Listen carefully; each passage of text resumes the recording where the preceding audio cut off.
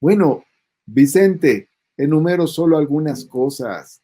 Yo he Claro. sido legislador desde 1997 en varias ocasiones a nivel local, a nivel federal y jamás había sido parte, jamás había sido testigo, jamás había sido actor de reformas tan sensibles socialmente y en la lucha contra el poder.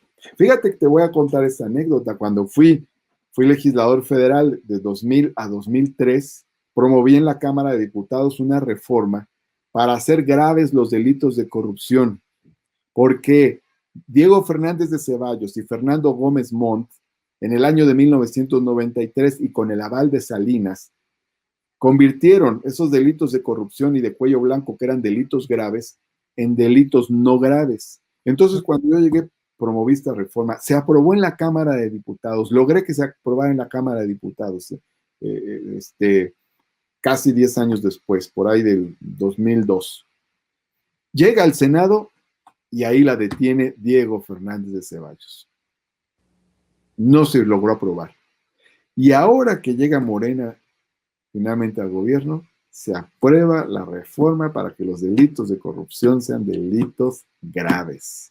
A mí me da mucho gusto. O sea, muchas de las cosas por las que luchó el pueblo de México se están aprobando ahora con la mayoría de Morena. Imagínate los trabajadores que han sufrido el charrismo sindical, que los gobiernos les pusieron títeres sindicales como dirigentes, que los puso el gobierno, no los trabajadores. Ahora tienen el derecho a voto directo para elegir a sus dirigentes sindicales. Esas estructuras se van a mover.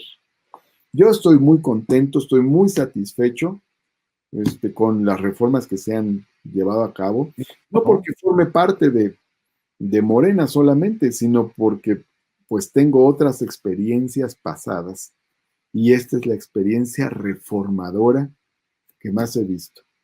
Frente a estas realidades, yo no veo disyuntiva alguna. ¿Cuáles son las razones para votar por el PRD, PRI-PAN? ¿Te das cuenta de la pobreza intelectual de nuestros intelectuales abajofirmantes? No dan una sola razón programática para votar por PRI, PAN y PRD. No nos dicen, miren, es que estas propuestas son muy buenas, es que estas reformas que van a hacer. No, lo que nos dicen es que es para obstaculizar al presidente. Para eso quieren el voto por PRI, PAN y PRD. No, nosotros queremos el voto para reformar, para transformar, para eso, para cosas positivas, no negativas, para cosas constructivas, no destructivas. No hay dilema alguno, no hay disyuntiva alguna. Por supuesto que Morena es mucho mejor mayoría legislativa. Puse eso en redes y salió este señor José Antonio Crespo, que es de los abajofirmantes, y me pone, no, Morena no debe ser mayoría porque aprueba las iniciativas del presidente sin cambiarles una coma. Falso de toda falsedad. En el Congreso hemos aprobado más de 1,600 iniciativas de todos los partidos. De esas 1,600, 500 son de Morena y 33 son del presidente. Todas las demás son de los demás partidos políticos. Se le han aprobado cientos de iniciativas al PAN y al PRI. En esta, Morena, la mayoría de Morena ha sido incluyente. Y esas iniciativas que se han aprobado del presidente, todas, casi todas, menos dos, se han modificado. El presidente ha presentado 35 iniciativas. De esas 35, dos no se han aprobado. 33 se modificaron, algunas casi por completo, como la de la Guardia Nacional y la de revocación de mandato, y dos se aprobaron con los textos originales. O sea que de 1,622 iniciativas, solo dos se aprobaron sin modificación. El resto se han aprobado con los elementos que han traído otros. ¿Y por qué no se modificaron estas dos iniciativas? Porque eran la eléctrica y la de hidrocarburos. Y porque no queríamos que la oposición metiera ahí jiribilla, pudiera meter candados que impidieran los procesos para fortalecer la autosuficiencia energética, porque ellos trabajan para las transnacionales. son empleados de las compañías eléctricas españolas, son empleados de las compañías petroleras extranjeras. Entonces, por eso esos dos textos se mantuvieron como están. Así es de que se ha hecho un trabajo legislativo muy bueno, muy incluyente, y por cierto, de consensos. Déjame decirte que casi el 90% de los dictámenes aprobados por el Congreso se han aprobado por consenso. 90% consenso. No lo vimos antes. Así es. Ahora sí, por el trabajo que ha hecho la mayoría de Morena.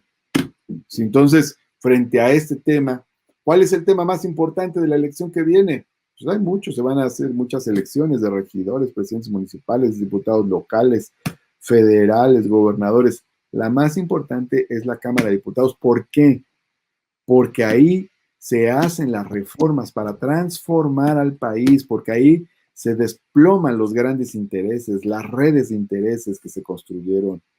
Por ejemplo, el presupuesto. El presupuesto era como una masa casi inalterable de recursos ya comprometidos por cuotas. 30,000 millones de dólares para los importadores de gasolinas, 80,000 millones de pesos para las compañías españolas eléctricas, 20,000 millones de pesos para medios de comunicación, en fin, y tal vez este último dato es mucho mayor, pero 1,000 millones de pesos para los intelectuales abajofirmantes, y así, todo comprometido, todo comprometido. Recursos del presupuesto público que iban a dar a manos de Claudio X González, quedándose con recursos del CONACYT, que deben ser para la investigación científica. Absurdo. Así era, mi querido Vicente, y se hicieron modificaciones estructurales en el presupuesto para liberar los fondos, para poderlos aplicar realmente. Es verdaderamente impresionante lo que estamos viviendo. Te voy a describir la situación. Es decir, estamos en una pandemia mundial que ha golpeado económica y socialmente al mundo entero. Y en México tenemos un gasto social mayor, porque ahora hay nuevos derechos sociales universales. Se están haciendo grandes obras, como el Tren Maya, el Tren Transísmico, la refinería Dos Bocas, el aeropuerto Felipe Ángeles. Y además, no se han pedido préstamos, nuevos préstamos al Fondo Monetario Internacional, no se ha recurrido al déficit interno, no se han aumentado los impuestos y con todo eso se han mantenido la inflación en niveles muy aceptables, no se ha devaluado el peso. Es impresionante, Vicente.